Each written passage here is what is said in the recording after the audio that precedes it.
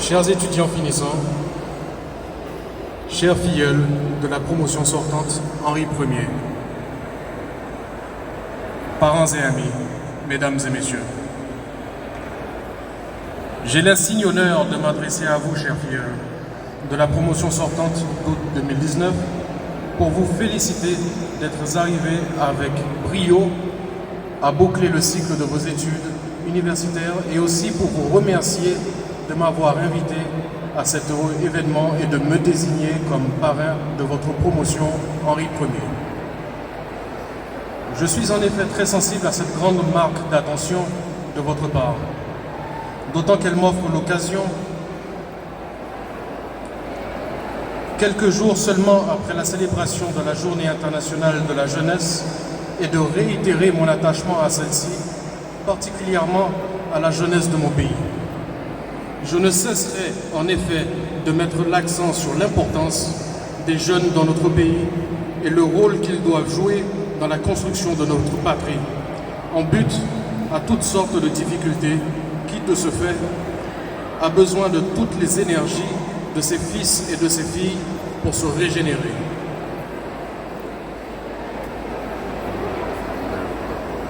Jeunes de l'Université du Roi Henri Christophe, jeunes du Cap-Haïtien, jeunes d'Haïti, vous avez un rôle capital à jouer dans le présent et pour l'avenir de notre pays.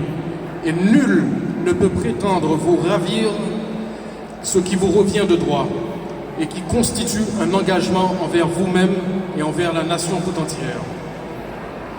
Les démocraties modernes ont fait du vote à la majorité leur mode privilégié de prise de décision. Or, mes chers filleuls, vous représentez la majorité.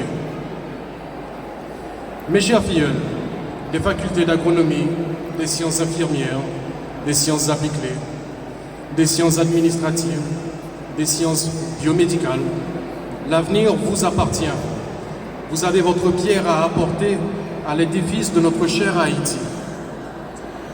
Et quoi qu'il advienne, ne vous laissez pas ensorceler par le chant des sirènes, ni berner par les fossoyeurs, trompeurs de cette patrie. Restez plutôt accrochés à votre rêve, celui de devenir un citoyen honnête et digne, utile à son pays, profondément attaché aux valeurs qui fondent l'haïtianité. Je sais que cela ne sera pas facile. Mais s'il vous arrive de flancher en cours de route, prenez comme exemple le grand roi Henri Christophe, ce bâtisseur qui, par sa discipline, son esprit de dépassement et son amour pour sa patrie, nous a laissé cette citadelle Laferrière, symbole de la dignité capoise et du refus de démissionner devant les adversités. Je ne terminerai pas sans adresser des félicitations spéciales aux lauréats et aux lauréates des facultés. Je lance aussi des consignes aux étudiants qui vont recevoir plus tard le flambeau académique, qu'ils le gardent allumé et continuent de marcher sur les traces de l'excellence léguée par leurs prédécesseurs.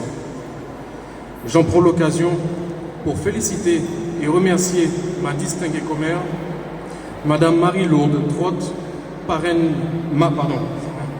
marraine de la promotion Henri Ier, et lui s'est gré de bien vouloir être là à nos côtés aujourd'hui.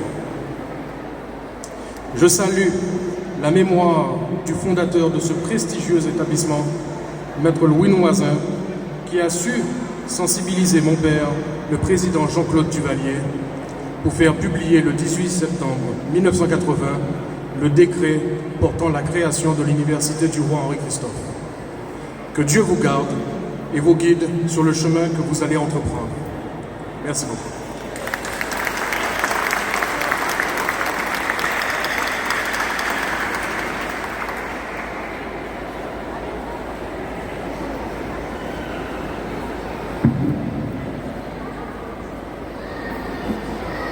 Nul ne peut retenir ce qui vous revient de droit et vous empêcher d'être utile à votre nation.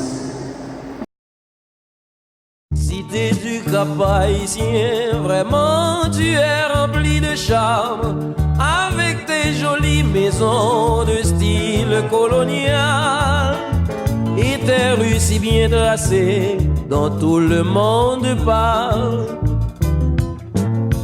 Tes monuments historiques, tes plages et tes si bons fruits, comme la douce orange, la sapotille et le mango, tous dressés en baguettes magiques, attirant les touristes.